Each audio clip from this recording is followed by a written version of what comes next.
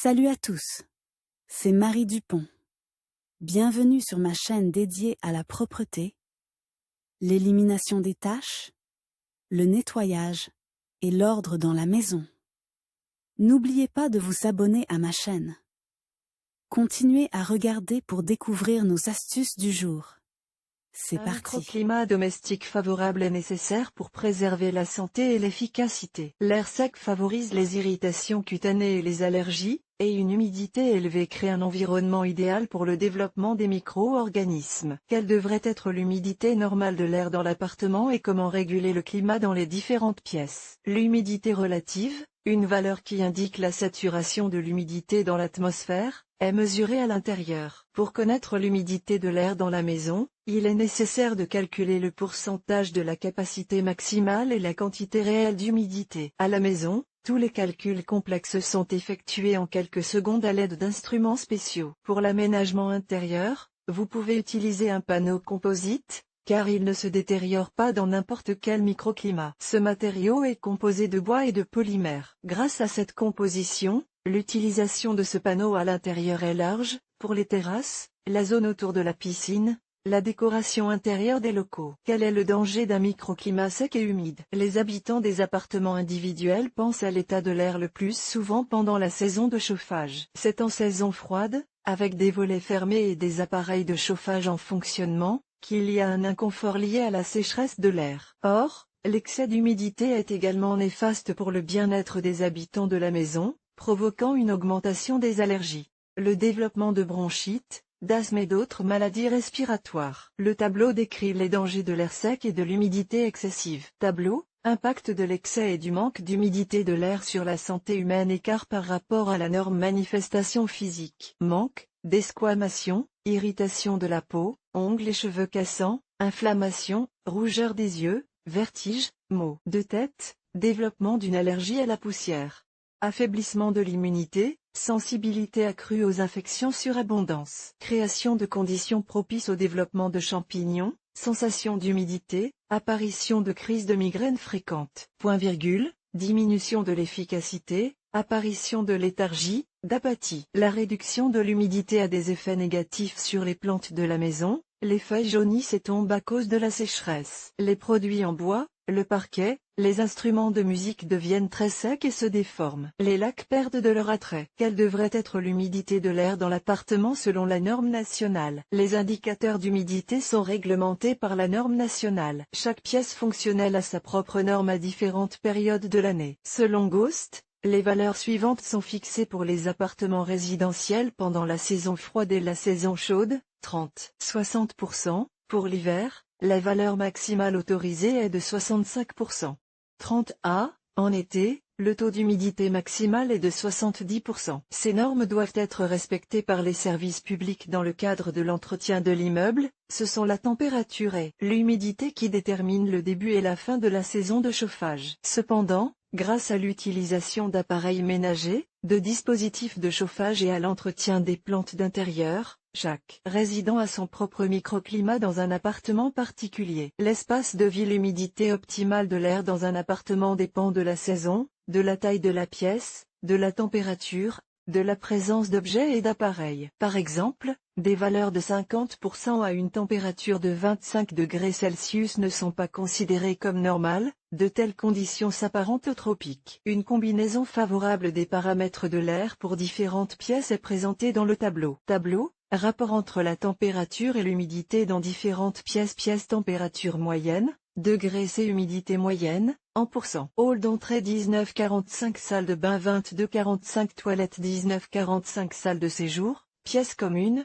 20,45, chambre à coucher 18,50, bibliothèque 20,35, cuisine 20,45, chambre d'enfant 21,55. Les médecins recommandent, quelle que soit la saison et la taille de la pièce, de maintenir en permanence la norme de 45%. Le seuil inférieur d'humidité est de 30%, le seuil supérieur de 60%. Il est préférable de maintenir les indicateurs à l'intérieur de ces valeurs pour éviter un assèchement critique ou une surhumidification de l'air avec toutes les conséquences défavorables. Chambre d'enfant, cette pièce mérite une attention particulière, car pour un nouveau-né, il est nécessaire de créer des conditions favorables, en excluant tous les risques possibles. Le système immunitaire du nourrisson ne peut pas encore résister aux micro-organismes nocifs et le corps perd très rapidement son humidité. L'atmosphère de la pouponnière doit être douce et chaude. Le nasopharynx ne doit pas se dessécher. Un nez sec est moins résistant aux infections et plus sujet au rhume. La sécheresse de l'atmosphère est nocive pour la peau délicate et peut provoquer la formation d'une dermatite atopique. L'augmentation de la température et l'abondance d'humidité dans l'atmosphère ne sont pas non plus souhaitables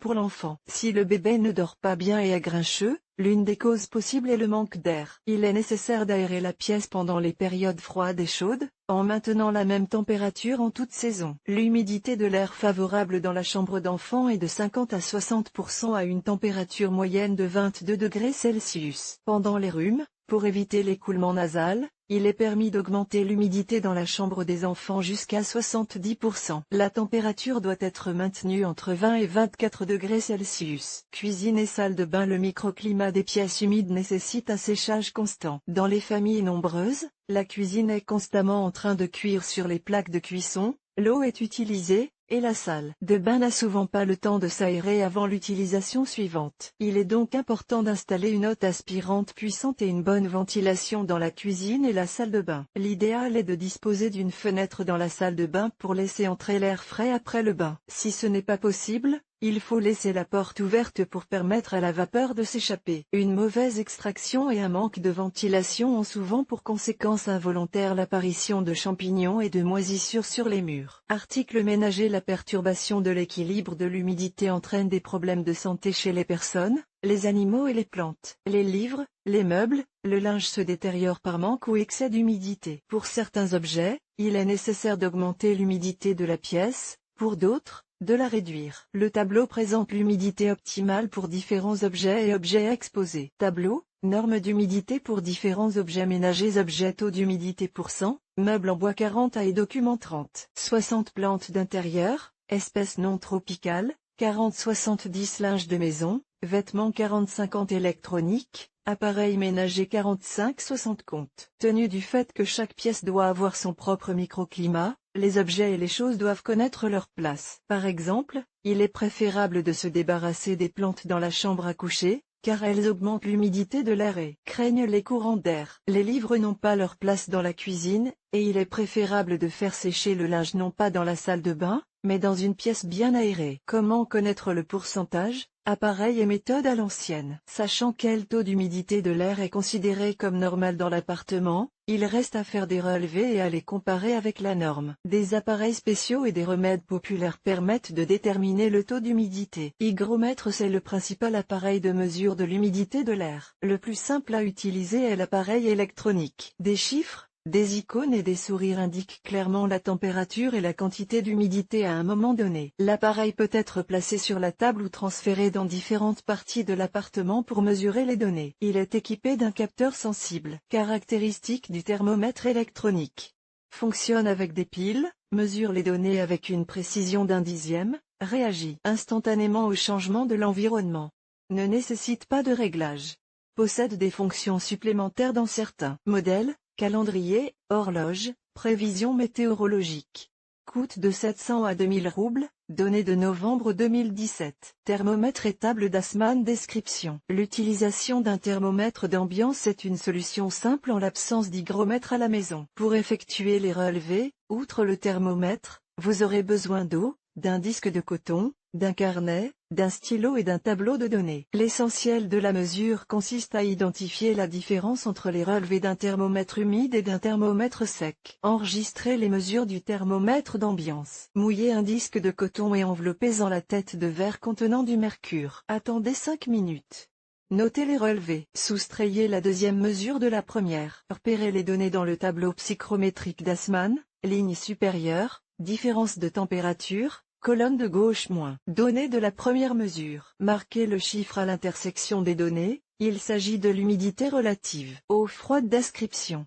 Il n'est pas possible de connaître la valeur avec précision de cette manière. Les mesures sont effectuées à l'œil et prennent beaucoup de temps. Un verre complètement sec indique la sécheresse de l'atmosphère. Si la condensation se maintient, L'humidité est moyenne. Des gouttes d'eau qui s'écoulent rapidement sont le signe d'un excès d'humidité. Placez un verre d'eau froide non rempli au réfrigérateur. Laissez-le refroidir pendant 3 heures. La température baissera d'environ 5 degrés Celsius. Sortez-le et observez les parois du verre pendant 5 minutes. Cône d'épicéa. Description. Les conifères sont sensibles à l'humidité de l'environnement. La température et l'eau déterminent la croissance des graines et donc le comportement des cônes. Placez le cône d'épicéa à l'abri du chauffage. Observez les écailles pendant quelques heures. S'il y a trop d'humidité, le cône se referme. S'il n'y en a pas assez, il s'ouvre en se desséchant. En connaissant l'appareil utilisé pour mesurer l'humidité de l'air dans l'appartement, il est facile d'en ajuster le niveau pour créer des conditions confortables. Mais que faire si vous n'avez pas d'appareil à portée de main? Soyez attentif à vos propres sensations, observez les objets. Un linge qui sèche depuis longtemps dans la pièce ne plaide pas en faveur de la sécheresse, et une peau qui pèle signale la nécessité d'hydrater l'atmosphère. Comment normaliser les résultats? Des valeurs critiques de 10 à 65 à justifient une action visant à augmenter ou à réduire l'humidité dans l'appartement. Des appareils automatisés ou des moyens improvisés permettront de corriger le microclimat. Augmentation pour humidifier l'air de la pièce, c'est assez simple, il suffit d'apporter un flux de vapeur, c'est-à-dire de l'air humide. Il existe 7 façons d'augmenter la quantité d'humidité dans l'atmosphère de l'appartement. Humidificateur électrique. La première chose à faire si l'air de votre appartement est sec est d'acheter un humidificateur. Les magasins d'équipements proposent des appareils à vapeur, à ultrasons et traditionnels pour adoucir l'air. Chaque appareil a ses avantages et ses inconvénients. Les modèles à vapeur fonctionnent sur le principe d'une bouilloire. L'eau bout et ressort en humidifiant l'air. L'inconvénient est la grande quantité d'électricité consommée. Les modèles à ultrasons, en plus de leur fonction principale,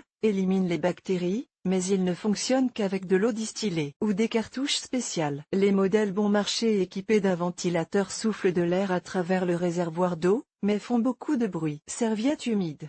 Vous pouvez facilement remédier à la sécheresse sans humidificateur en plaçant une serviette humide sur un radiateur chaud. L'inconvénient est qu'il faut changer régulièrement de serviette, l'humidité s'évapore très rapidement. Le problème sera résolu par des boîtes ou des bassines, pliées en deux dans des bandages. Une extrémité du tissu est descendue dans un récipient d'eau, l'autre est placée sur le radiateur. En remontant sur le tissu, l'humidité s'évaporera, humidifiant l'air sec. Plat à eau.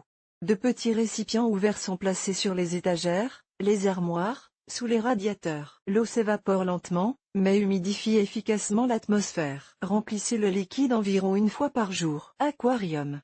Un aquarium avec des poissons colorés décorera la pièce et contribuera à adoucir l'atmosphère. L'eau de l'aquarium est constamment renouvelée et s'évapore lentement. Il suffit de nourrir les poissons à temps. Plantes d'intérieur.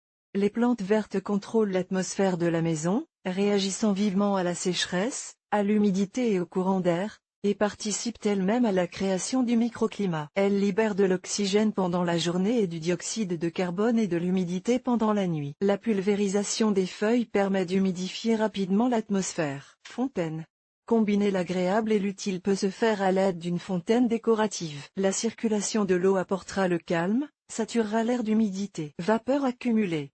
Il est recommandé de faire sécher le linge dans la pièce, de laisser la porte de la salle de bain ouverte afin que l'excès d'humidité se répartisse dans tout l'appartement. Les appareils électroménagers et électroniques fonctionnant dans la même pièce, télévision, ordinateur, fer à repasser, assèchent fortement l'air. Il faut donc penser d'abord à l'atmosphère des pièces technologiques. Réduire en éliminant l'humidité dans la maison, vous contribuerez à éliminer la cause de la condensation. Si l'humidité provient du sous-sol, des égouts ou d'un dysfonctionnement des canalisations, il est nécessaire d'effectuer des réparations et de signaler le problème au service public. Il existe 7 façons de se débarrasser de l'excès d'humidité dans un appartement ou une pièce. Déshumidificateur.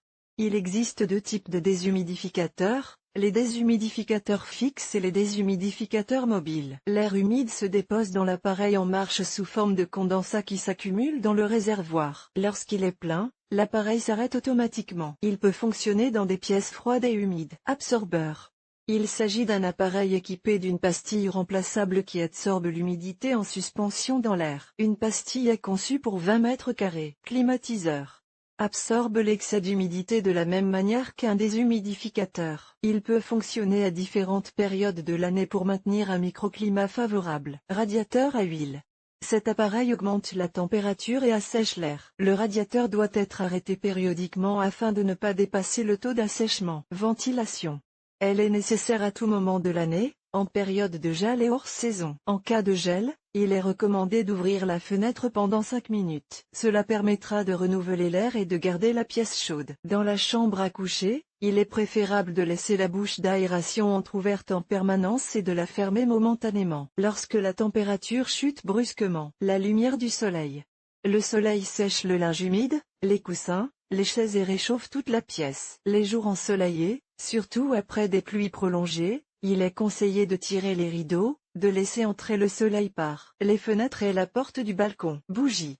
Une seule bougie allumée absorbe efficacement l'humidité et assèche l'air. N'oubliez pas que l'oxygène est également brûlé en même temps que l'humidité, il faut donc prévoir un apport d'air. L'humidité est activement absorbée par les peluches, les tapis, les meubles. Cependant, ce n'est pas la meilleure façon de lutter contre l'humidité. L'humidité s'accumule dans les produits et provoque le développement de moisissures. Les jouets, les matelas, les meubles et les coussins doivent être périodiquement séchés au soleil. Le maintien de l'humidité de l'air dans l'appartement garantit une sensation de bien-être pour tous les membres de la famille, les animaux domestiques et les plantes. Pour réguler le microclimat, il est nécessaire de faire fonctionner correctement les appareils de chauffage, d'utiliser des humidificateurs et d'aérer l'appartement plus souvent.